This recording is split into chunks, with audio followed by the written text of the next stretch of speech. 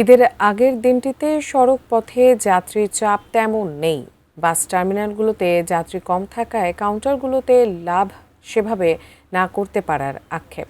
অনেকে ট্রেন বা লঞ্চের মতো বিকল্প বেছে নেওয়ায় সড়কে চাপ কমে গেছে বলছেন পরিবহন সংশ্লিষ্টরা। সাজিদা সুইটি জানাচ্ছেন বিস্তারিত।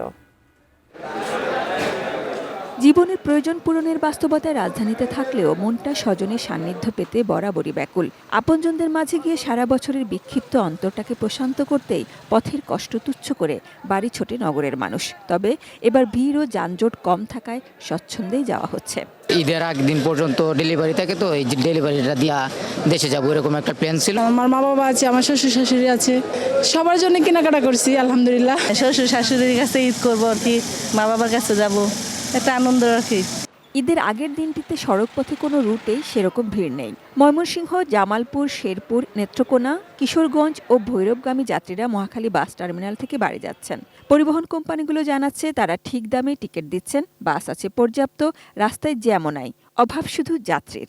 আজকে ঈদের বাজারে গাড়ির পরিস্থিতি, কয়জন লোক, 22 জন লোক নিয়ে মাত্র যাচ্ছে, কিভাবে চলবে? বিরোধী দলের লোকগুলা বিভিন্ন কর্ম করতেছে, তারা বাড়িতে যায় না, সেই জন্য হতে পারে।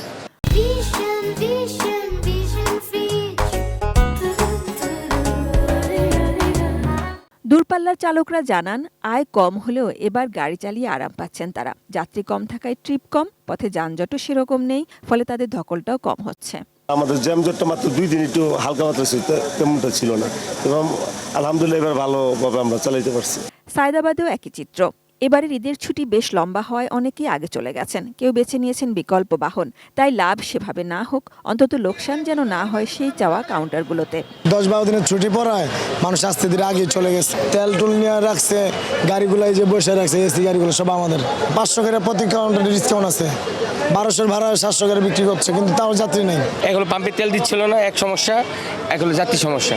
ট্রেনে যাচ্ছে, তারপর আপনার লঞ্চে যাচ্ছে। আগে থেকে বরিশালে আপনাকে মালিক মাত্র 1700 টাকা পাইছে মালিকে। আর মনে করেন ইচ্ছা করে বেতন দিতে হবে না, আমার পকেট থেকে টাকা গেলে আমার যাবে। বাস বেশি, তুলনায় যাত্রী কম, কাজেই বেশ কদরে আছেন যাত্রীরা। এই সময়গুলোতে কাউন্টার সহযোগীদের সঙ্গে মান অভিমানের গল্পও আছে। সমস্যা হচ্ছে আপনার ওই পিচ্ছিটা বাড়ানো হইতেছে, যার জন্য এরা আমি আমার লোকে বসে আমি নিয়ে যাবো, এরা না করে, তার জন্য নামে গেছি। আজকে এখানে টিকিট কাটছি, অনেক বেড়া কই গেছে, আমরা বিচাইরা পাই না। Sajida Sweety, ATN news, Dhaka.